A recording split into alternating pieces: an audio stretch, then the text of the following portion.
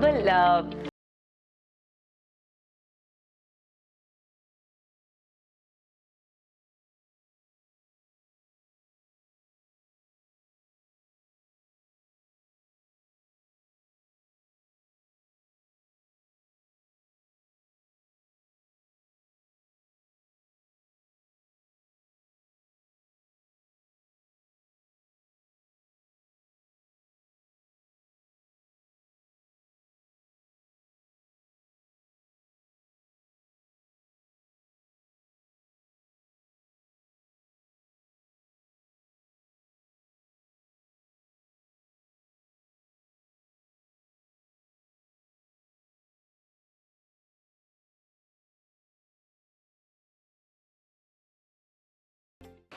Namaste, Namaskar, Sat Sri Akal, Vanakkam and Adab.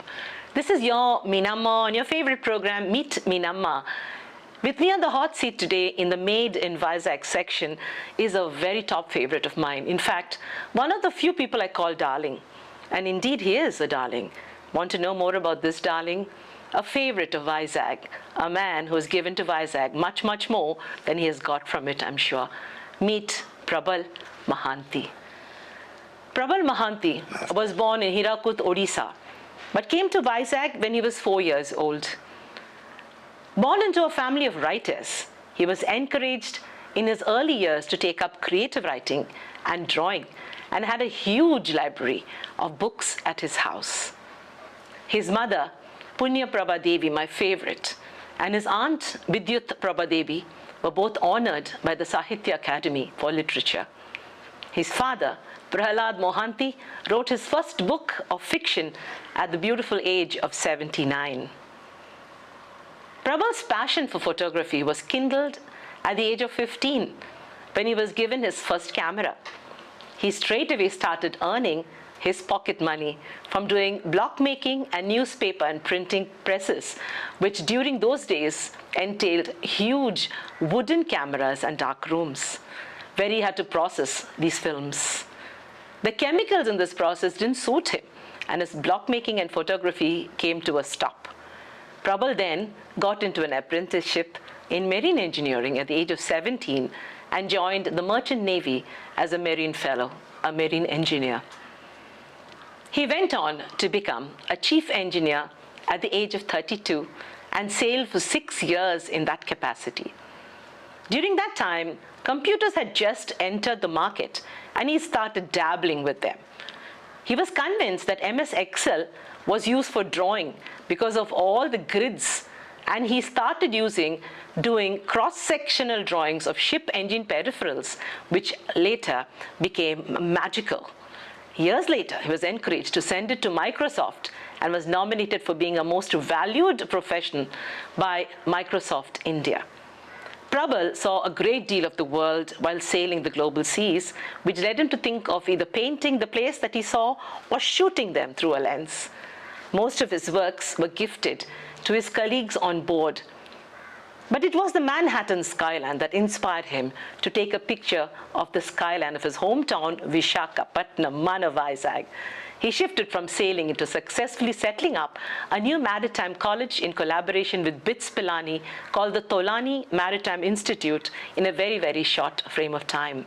However, Vizag kept calling him back, and he pursued his wife's idea of setting up an advertising agency, since she felt his strengths were in creating captions and copywriting, complemented with good drawing skills.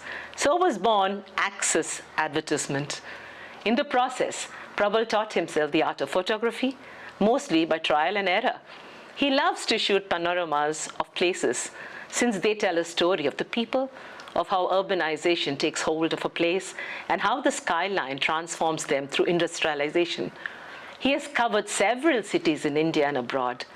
His drone panoramas have got a lot of critical acclaim from the public, and an exhibition at the local Vishaka Museum generated a lot of interest and footfalls. A few were picked up by corporates. One of them, called the Vizag Beach Necklace, became viral through social media and enjoyed a cult status in India. Check it out. Today, Prabal's work is exhibited in most government offices in Visakhapatnam, including the boardroom of the collector's office, the Hindustan Shipyard, the Urban Development Authority, the Vishaka Museum, the Greater Vishaka Municipal Corporation's Office, the Eastern Naval Command, the Andhra Pradesh Police Academy, the Secretariat of Hyderabad, besides many others. This wonderful man loves to write poems and stories, and a few of them have been published by newspapers. He now looks forward to the day when he can embark completely into photojournalism. His most exciting moment was taking snaps of a live heart bypass surgery, a really heart-stopping moment for any photographer. Prabal's prized possession is a photograph autographed by both Sunil Gavaskar and Sachin Tendulkar, whose comments and compliments were something he has never seen anything like before and never forgets. Ladies and gentlemen, boys and girls, fasten your seatbelts as I present a top favorite person from Vizag, the one and only, the inimitable Prabal Mohanty. How are you, Mr. Mohanty? How do you feel? I'm good, thank you, Meenakshi. How do you feel like to be with Meenamma today? Oh, wonderful. I think you're hitting me below the belt. You should be doing far more better people than me. No, Prabal. I think, Vizag has people who are like different chapters in a book. So the storybook of Vizag has people like you who the world is just getting to know. But I think that the new generation is going to find excitement when they come and realize that people like you are going to give them an entire beacon of hope for the next few years of photography and photojournalism. And that is why you are here. Truly, you are made in Vizag. Vizag made you, isn't it? Thank you, that is right. You were born to a very illustrious couple. Your mother is a writer of great eminence, and so also your father was a very erudite person. Tell me about your childhood. You also have wonderful siblings, isn't it? You are a family man, but your childhood has been of great interest. Tell us about how Vizag started your childhood here. Well, when I was 4 years old, I came to Visakhapatnam for the first time. And then my father joined me in the 7th year Adventist school. My youngest brother, Prajal, when he saw the school, when he was supposed to be joining, he said, I'm not going to study in this Dumble Buddy and send me to a better school. So my father did a spot of research. He found the Vishaka Valley School, which has yet to come up. He was enamored by Commander Almeida, the principal of the college, of the school. And he said, okay, you will study here. So we went and we studied in the Vishaka Valley and we came up. That was the only education that I got. Which year was this? This was 1968. Okay, how was Vizag at that time, Manu Vizag? I think Vizag stopped at Care Hospital itself. When we were going up at Care Hospital, it stopped, and then there was just a bunch of forests there, nothing much. And people were asking my mother, Mrs. Mohanty, you're sending a child so far? So then my mother said, yes, the farther they are, the better. These monsters are terrible. Prabal, your journey from marine engineering to photography is iconic. But we have to first tell the story of how your journey from creative writing. See, you're born in a house of writers and artists. So obviously that would have brushed off on you. You would also want to be like your illustrious parents. You tried your hand at it. And then you went into block printing and processes that were unique for their times. Sure. Tell us about the crossroads of your life when you realized that it was not going to be about creative writing, but creativity per se. Tell us about your block printing experience and how the industry was starting, how you were a young player and what you did at that time. Well, I would like to tell you about the first experience I had about writing. I had with me a naval wife, Mrs. George, who was our English teacher.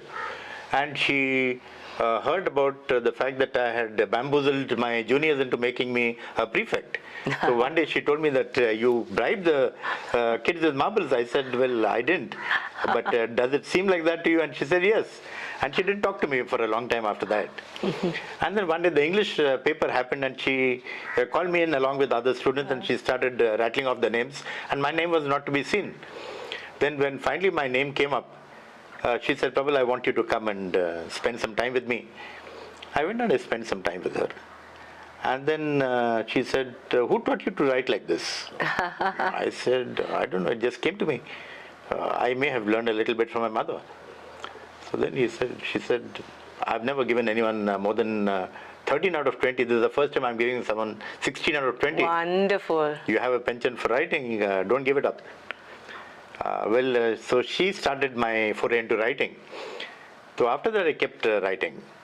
But block making, yes. At 15, I lost a year in school because I was 1 year underage in school. So my father decided I would learn typing, driving, those sort of things. And block making was one of them. He got one fellow called Shankar Murthy from Chennai. So this fellow came from there, and we had a big house at that time. We had a small dark room made for me, and I started doing block making. So block making was huge, you know. It was a big wooden bench, and we had a wooden camera, and we had a prism-like structure which would take up all the light. So you should know when to stop. Oh, okay.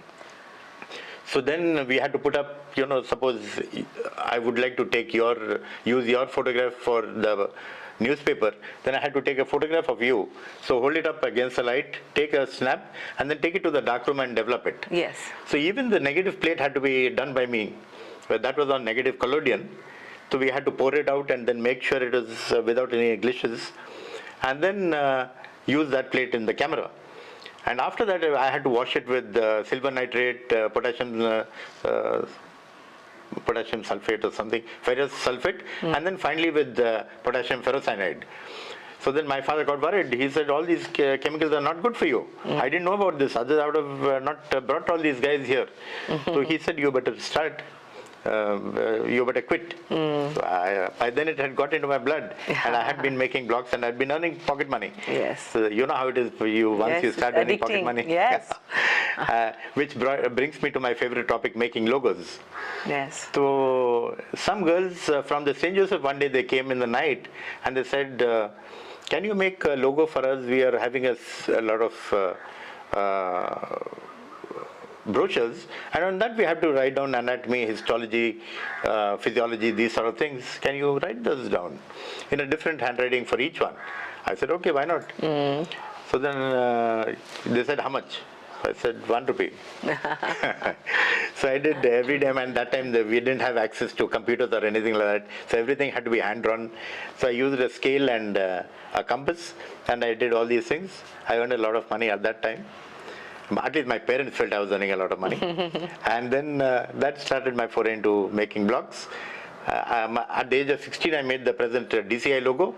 Wow. Yeah. Is that your logo? Yes. Oh, the Dredging Corporation of India's original logo. Wow. I would think it is my father's more than mine, because he brought me the India ink and the onion paper, and he gave me some ideas on how to do it.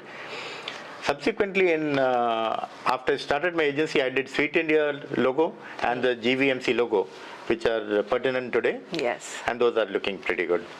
Yes, yes. So I do a lot of logo making. There are a lot of logos in here which are mine, and I always used to put a caption at the end. So that brought me to prominence. You know, Prabal, before we go into your advertising and your creative logos and things, there is a story here. You know, there was a 15-year-old boy, I take you back to those crossroads, and you were enjoying making blocks, and then the harsh chemicals brought you to the harsh realities that life is not easy. It was not a block, you know, life is not never in a block. So from then you had to get into something professional. You had to study towards being, you know, a bread earner, things like that. How did your ship go into the marine campus? How did you enter the marine engineer's life? Okay. At that time, actually, I was offered a seat by the Institute of Fine Arts. They were starting, the Andhra University was starting its Institute of Fine Arts, which is there now, near Shivaji Park. And the first batch was scheduled to start off in 1976. And the assistant head of the department was a gentleman called Paidi Raju. He asked me to see my folder, and he said, you have talent, why don't you come in and join the university? Then my father said, are you going to go with a jhula everywhere? He felt that it was not paying, and at that time it was not paying. He said, when you are earning money, then you can come back and you have got a seat in marine engineering, why don't you pick it up? I said, okay, as you say. And at that time, we never said no to dads, you know. If the dad said sit down, you sat down. If he said stand up, stand up. Yes, yes. My father taught me a lot of things. Yes, so that's how you became a marine engineer. I did. And I applied for a post in the as an apprentice in the Vizag port. I had to write an exam. After doing the exam, there was an interview. I cleared the interview and I got selected. You know, Prabal, when I look at you and me, I realize we can't escape our karma or our passion. So here you are, you a creative person, a writer, a blog maker, a photographer who dabbled in photography very early, but you had to participate ka sawal, identity, we go and become things. I became scientist, you became, a marine guy, an engineer. And then you had such a beautiful, I think the most beautiful part of your life was when you're sailing and on the ship. You contributed, yes, you bring up your family, everything started for you there. But at every stage, the creative madness in you did not leave you, right? So whether you were looking at the ship or you're looking at the skyline of a country that you visited, your mind was not a marine engineers at that time. So you were actually, flirting with the beautiful Prabal inside you.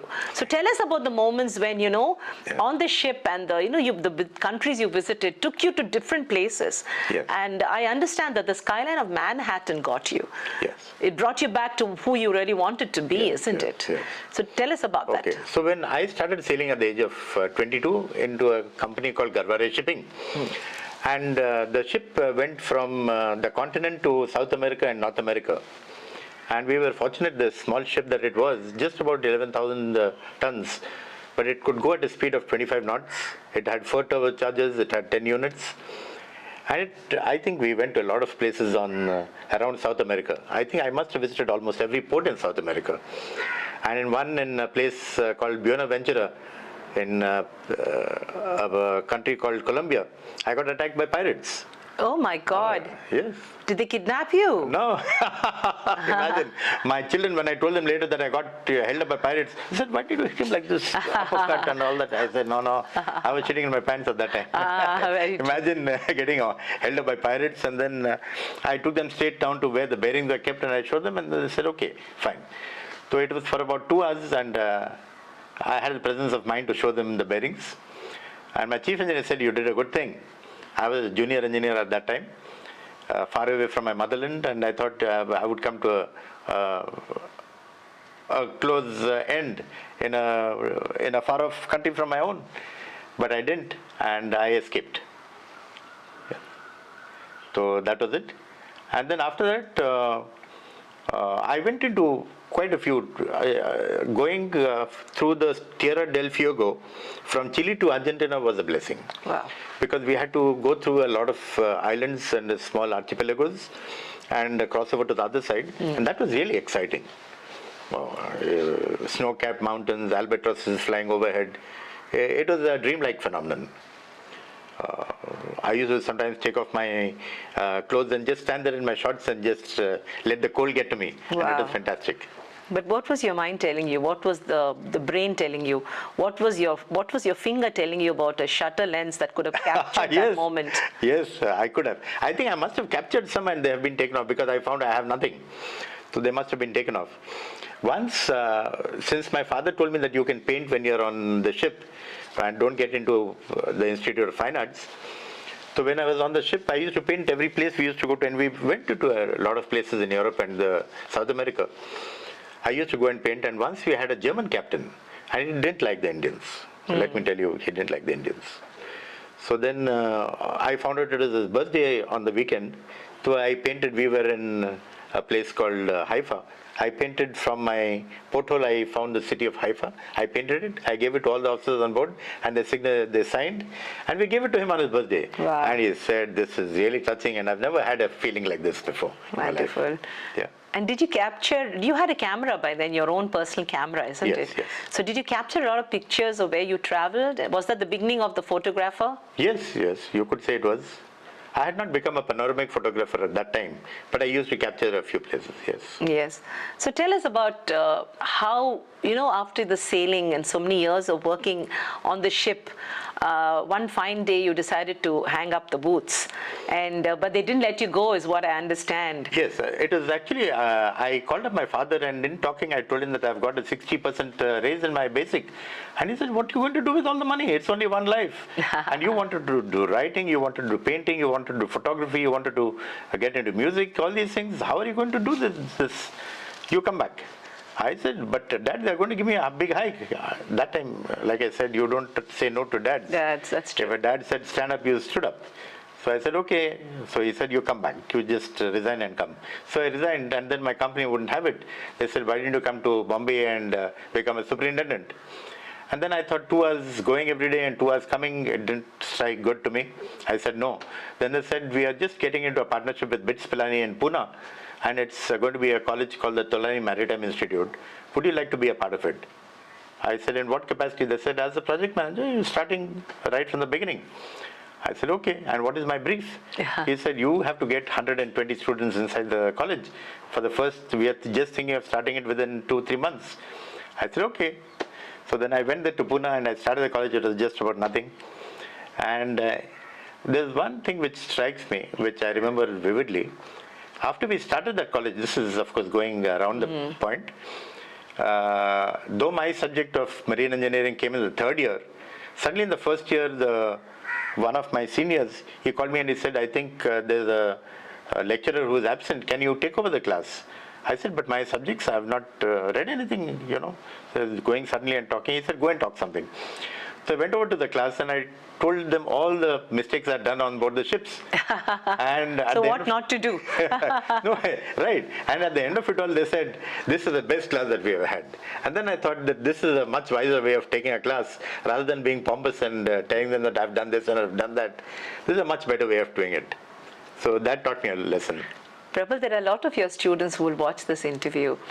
I've always seen you stop when you discuss your days at Tolani, especially as a teacher. You impacted a lot of young lives. So the boys who came to study and become mariners, they learned much more from you. You were not just another marine engineering teacher.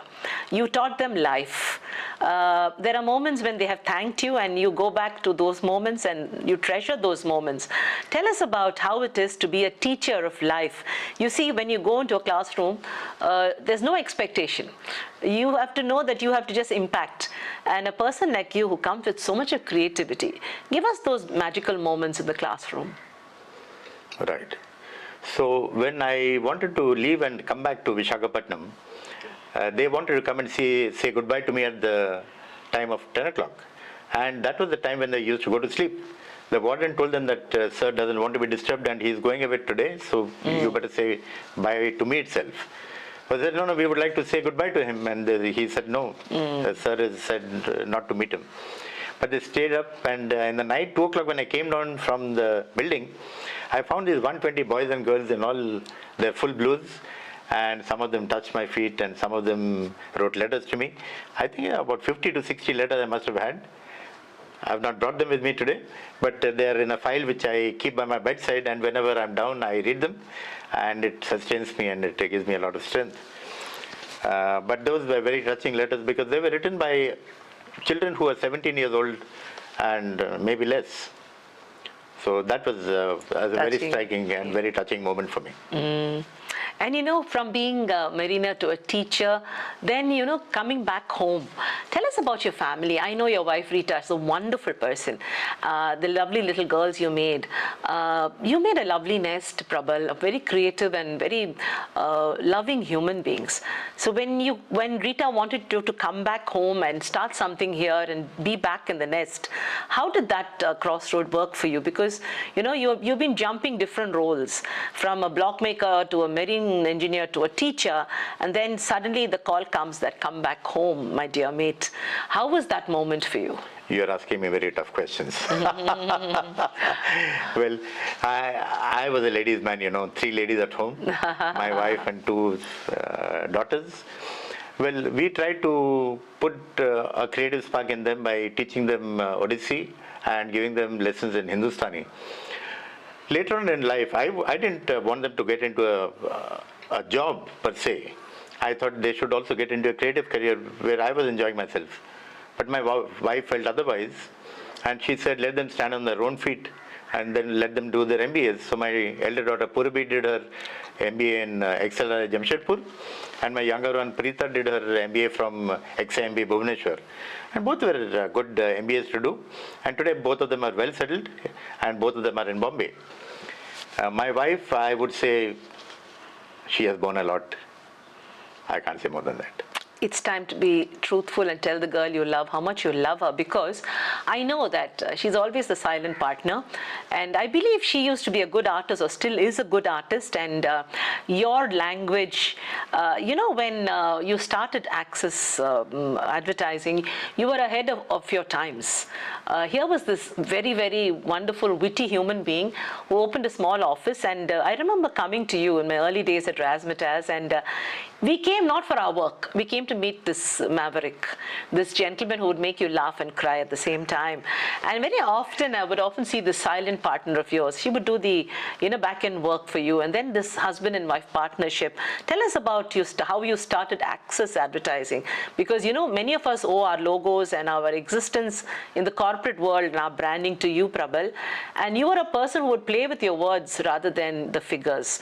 So, the wittiness, the eloquence you brought to the English language, the way you turned around the words, you used to make our hearts skip a beat. How did this all happen? I mean, how did this suddenly happen? Meenakshi, you must know that you can't just preempt society. I gave it my best shot for 2 years and it wasn't going anywhere. I wasn't going anywhere.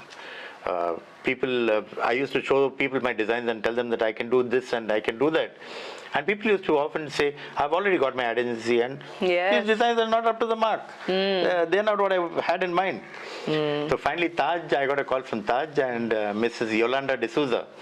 She was the general manager, if I'm not mistaken about her name. Yes. She called me up and she said, Prabal, can you come and I would like to give you something. So she told me, we have a pool table, can you come up with a concept for that tomorrow? I said, sure. So the next day, I had this poster done up, I said, it's a Taj presentation and it's all balls. Yeah, I remember you called it April Pool.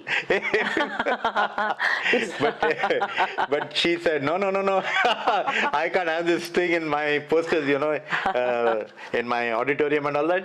But from today, I love the humor you bring to the presentation. And from today, you're my ad agency. I said, okay. After that, Grand Bay called me up. They said, can you come and do some stuff?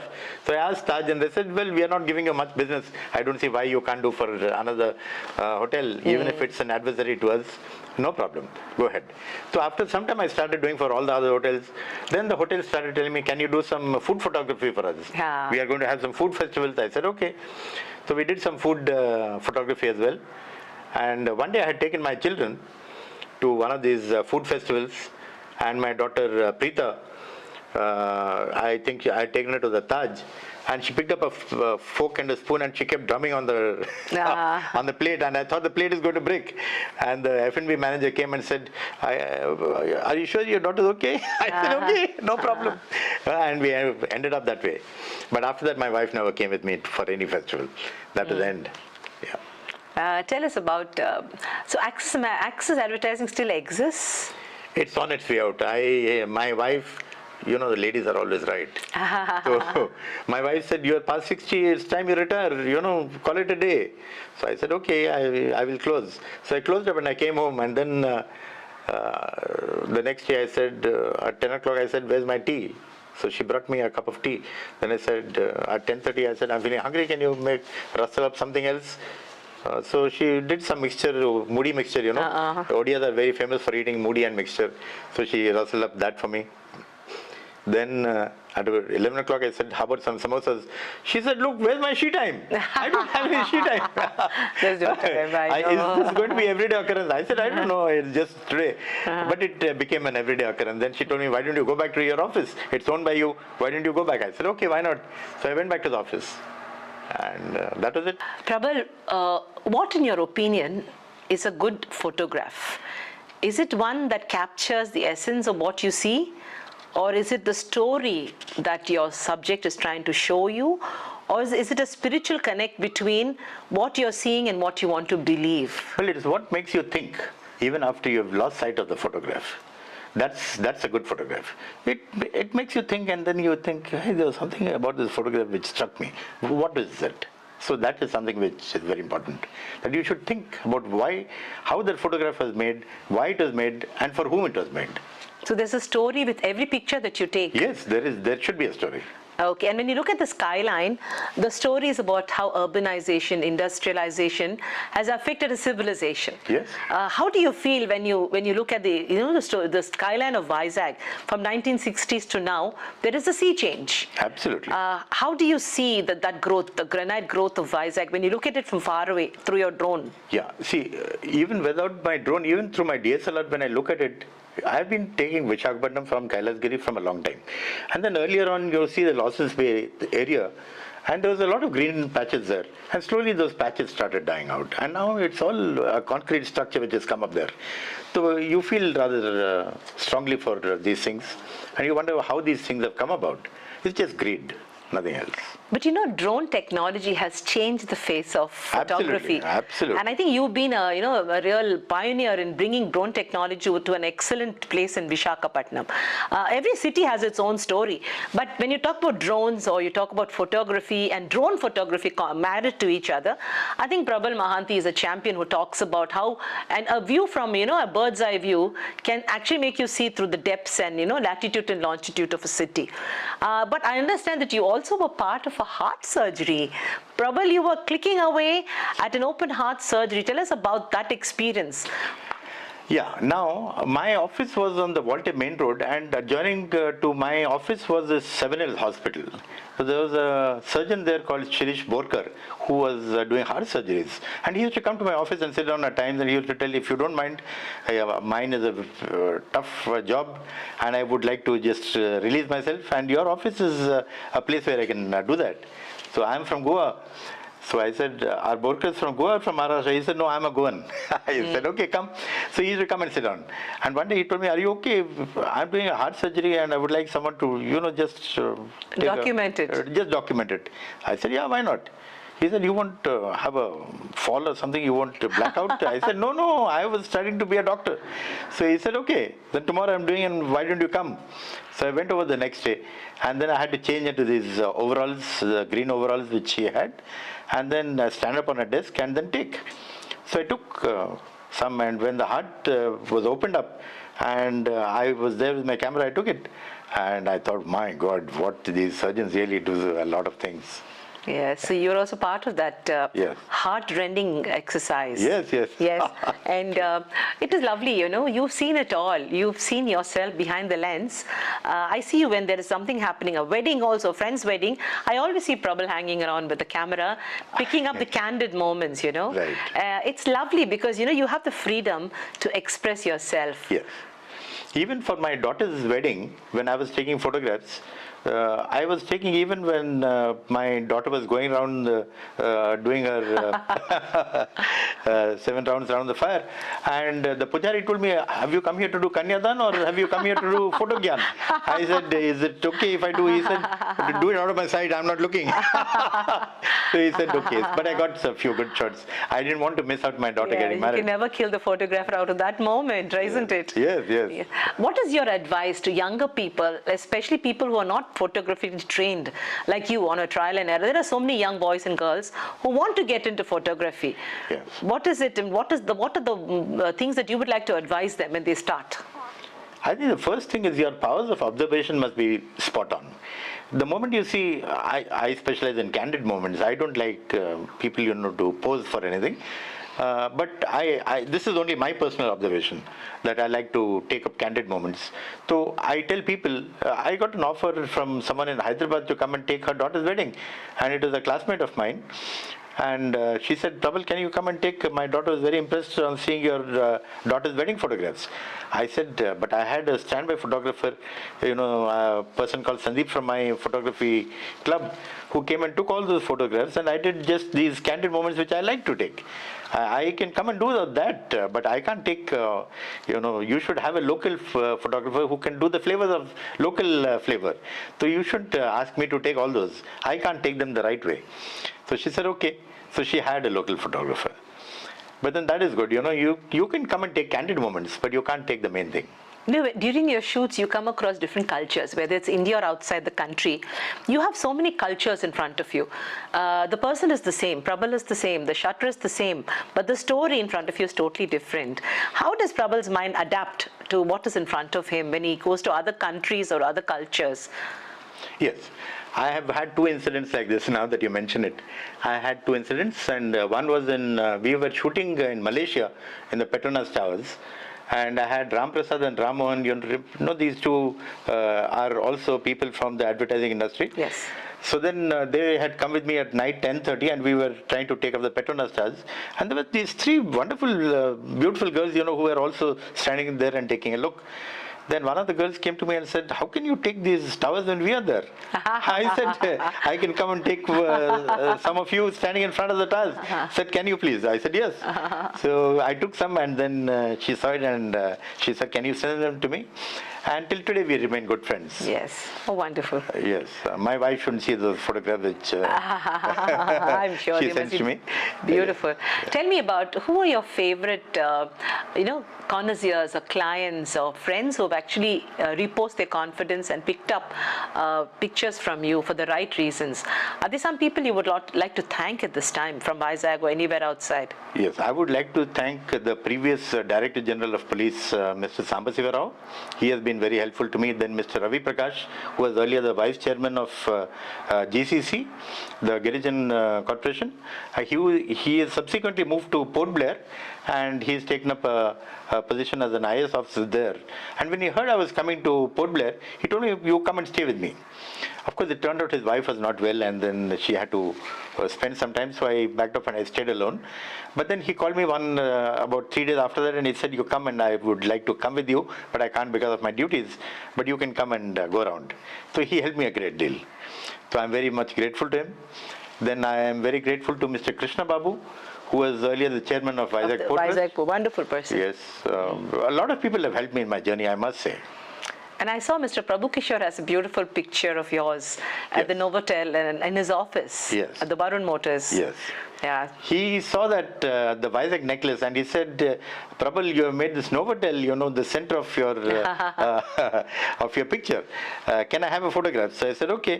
So he liked it so much. He said, "What's the charge?" I said, "No, there's no charge because you have praised it so much. There's no charge." He said, "Okay, I will give you something of my own." I said, "Okay, but there's no charge." Yeah. So he went over and he took one picture where he sits down. He took one picture, and subsequently he called me up and he said, "Wherever I'm sitting down, I would like this picture to be displayed." So he took two more. Wonderful. So he took one for I think Ooty, and one for Vijayawada. Yes, yes. Tell me about your recent trip to Delhi. Has the PMO ever seen your work, the Prime Minister's office? No. I heard that they have got a new parliament, so I thought, why don't I go and take a photo of the new parliament along with the old parliament, which is just nearby. So I rang up a bureaucrat, and normally bureaucrats, the moment they see your phone, they say, "Kuch पूछने के लिए है." I've written a lot of bureaucrats in my account book because I don't ask them for any favors. So this is a fact. Bureaucrats don't like to be asked for anything. They like to be told, "Okay, please come and do this for us and do that." So the moment I rang up this particular bureaucrat, he said, "Mr. Mohanty, please come. I have not seen the Samvidhan myself, but I believe there's a good view from my building." So he took me to the top of his building, and then I found the Samvidhan was there, bigger than life in front of me, and I took it. And then I found the Rashtrapati Bhavan was there, the North and South blocks were there, and the Nirman Bhavan, the Udyog Bhavan, the Vayu Bhavan, all these things were there. And so then I thought, it's a great time to take a panorama. I said, "Do you mind if I take for about 45 minutes? He said, "No, but I will be here." I said, "Okay, go ahead." But it's hot. And he stayed with me the full 60 minutes that I was taking. I took that, and then he said, "Why don't you come to another place? Come, I'll show you." And he was very kind. He lent me his car to go home. He was a very kind gentleman. Wonderful. So you have reached Delhi, and Delhi was going to see your work very soon, isn't it? I don't know. I don't know many people.